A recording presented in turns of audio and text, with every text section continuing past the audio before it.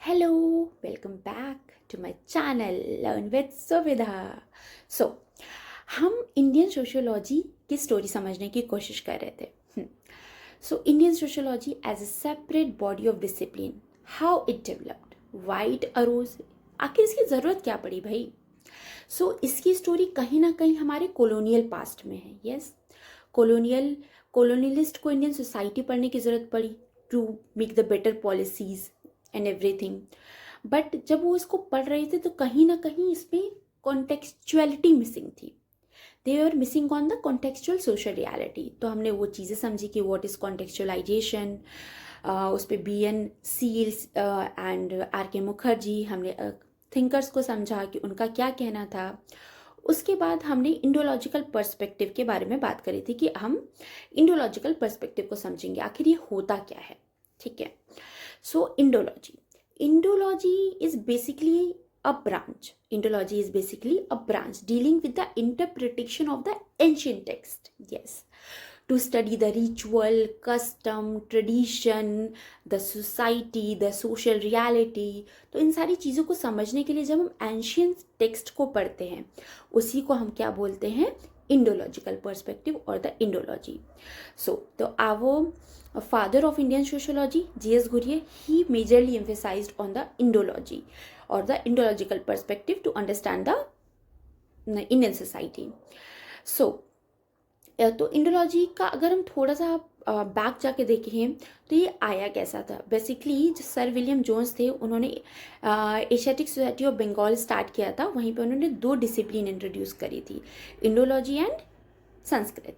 तो इंडोलॉजी का जन्म कहीं ना कहीं वहीं से हम देखते हैं. So we basically rely on Indological perspective for methodology, for empiricity, to know the social reality. And this indology is basically the book view. So we rely on the text view or on the books to understand all the things. That is why indology is also called as textual view. Yes, indology is also called as textual view.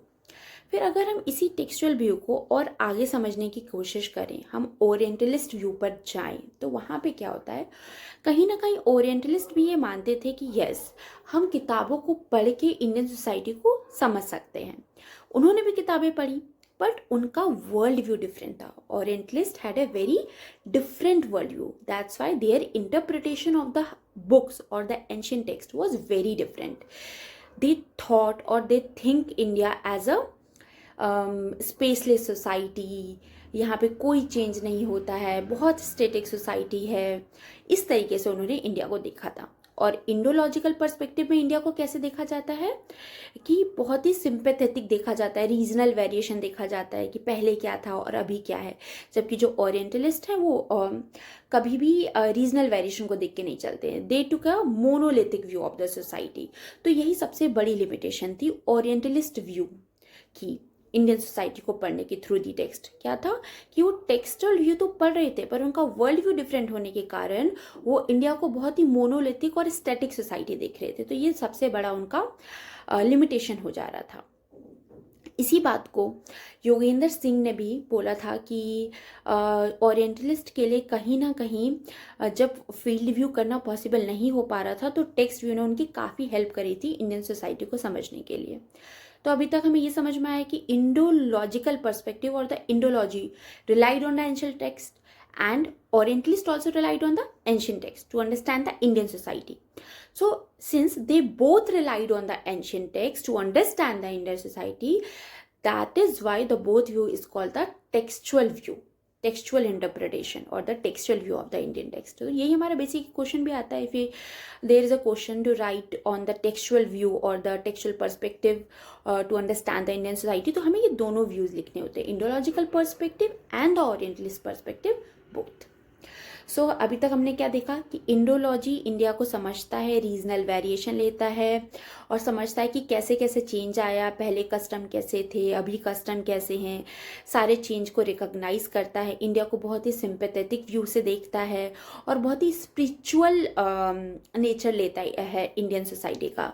वहीं orientalist कहीं ना कहीं non materialistic angle पे ज़्यादा focus करते हैं और spirituality पे कम करते हैं.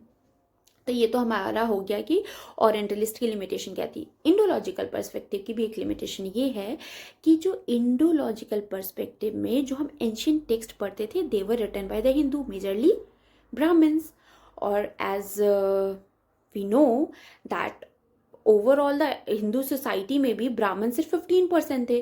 तो आप पूरे इंडियन सोसाइटी का पर्सपेक्टिव नहीं समझ रहे हो, आप सिर्फ ब्राह्मणिकल पर्सपेक्टिव समझ रहे हो। तो इंडोलॉजी का सबसे बड़ा लिमिटेशन और कह सकते हैं सबसे बड़ा क्रिटिसिज्म यही है कि इसको एक ब्राह्मणिकल पर्सपेक्टिव समझा जाता है rather than a whole Indological perspective. So Dumont और पुकॉक, अब हम एक थिंकर पे जाते हैं, इसको ख़त्म हम कैसे करेंगे। डूमो और पुकॉक कहते हैं कि the rise of Indian sociology is at the confluence of Indology and sociology. तो हमारे जो ये दो थिंकर हैं इनका कहना है कि इंडियन सोशियोलॉजी का जन्म कैसे हुआ, डेवलपमेंट कैसे हुआ, at the confluence of Indology and sociology.